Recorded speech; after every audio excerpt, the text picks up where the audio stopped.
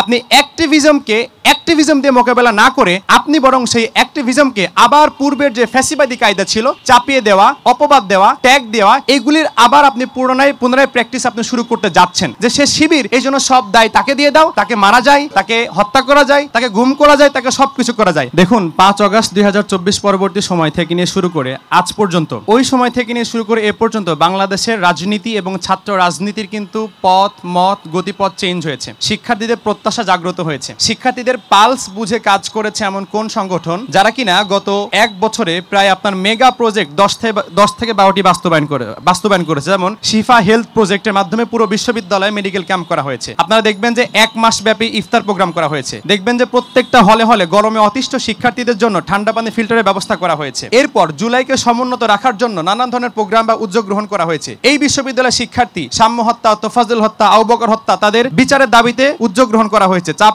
গ্রহণ করা হয়েছে প্রশাসনকে। আপনি দেখুন একটা ছাত্র সংগঠন তারা 1 বছরে এতগুলো অ্যাক্টিভিজম সম্পন্ন করেছে। আপনি অ্যাক্টিভিজম দিয়ে মোকাবেলা না করে আপনি বরং সেই অ্যাক্টিভিজমকে আবার পূর্বের যে ফ্যাসিবাদী কায়দা ছিল চাপিয়ে দেওয়া, অপবাদ দেওয়া, ট্যাগ দেওয়া, এগুলির আবার আপনি পুনরায় প্র্যাকটিস আপনি শুরু করতে যাচ্ছেন। সুতরাং এই যে আপনি পুনরায় প্র্যাকটিস করছেন, অপবাদ দিচ্ছেন প্রতিনিয়ত, যার কোনো ভিত্তি নাই, ভিত্তিহীন, তার মানে এটাই প্রতিফলিত হয় যে আপনি তাদের সাথে অ্যাক্টিভিজমে পারছেন না, আপনি শিক্ষার্থীদের পালস বুঝতে পারছেন না, ওয়েলফেয়ার অ্যাক্টিভিজম বুঝতে পারছেন না, আপনি এখনো সেই পুরনো ধাঁচে আবার নতুন করে সেই রাজনীতি শুরু করতে যাচ্ছেন, মেরুকরণ করতে যাচ্ছেন, নতুন ফ্যাসিস্ট ছড়া আপনি একটা প্রবণতা আপনি তৈরি করতে যাচ্ছেন যে সে শিবির, এই জন্য সব দায় তাকে দিয়ে দাও, তাকে মারা যায়, তাকে হত্যা করা যায়, তাকে গুম করা যায়, তাকে সবকিছু করা যায়। আপনি যে বট আইডি গুলোর দিকে যদি লক্ষ্য করেন দেখবেন যে এই প্রোফাইল গুলোতে উপরে শিবিরের লোগো ব্যবহার করা হয়। আপনি ভেতরে যান, স্ক্রল করেন, দেখবেন অন্য একজন নেতাকে নিয়ে সে শেয়ার দিয়েছে, অন্য নেতাকে শুভকামনা জানিয়েছে, অন্য নেতার প্রোগ্রামে যাচ্ছে। তার মানে কি আইডির ভেতরে এক, কিন্তু প্রোফাইল পিকচার দিয়ে বাজে কমেন্ট করছে এমন ভাবে যেন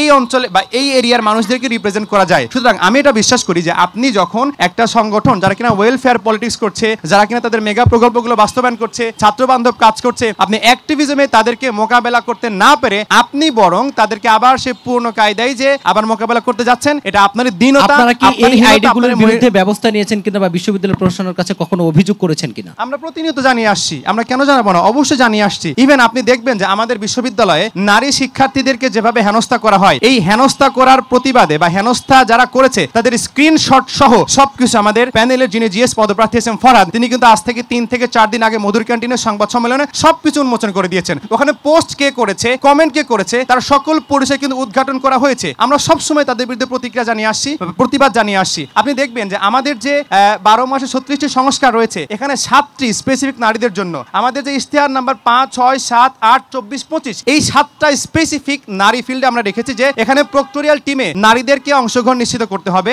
গার্ডিয়ান লঞ্চ স্থাপন করা হবে হলগুলোতে, মাতৃত্বকালীন ছুটি, breast feeding room, zero tolerance bullying এর বিরুদ্ধে, আর নারীর যে আপনার সেলফ ডিফেন্স, এইটার ক্ষেত্রে আমরা উদ্যোগ গ্রহণ করবো। অর্থাৎ নারী বান্ধব ক্যাম্পাস বিনির্মাণের জন্য আমরা সব কাজ করে যাচ্ছি, সব উদ্যোগ গ্রহণ করে যাচ্ছি। অন্যরা তারা কিনা অ্যাক্টিভিজমে টিকতে না পেরে, আর্গুমেন্টেশনে টিকতে না পেরে, তারা আবার সেই পুরনো কায়দায় ফিরে যাচ্ছে, অপবাদ আর্গুমেন্টেশন। আপনি বলতে চাচ্ছেন যে আপনাদের বিরুদ্ধে সবাই সংঘবদ্ধভাবে আচরণ করছে, যেটার সাথে আপনারা জড়িত নাই তো? জি, অবশ্যই।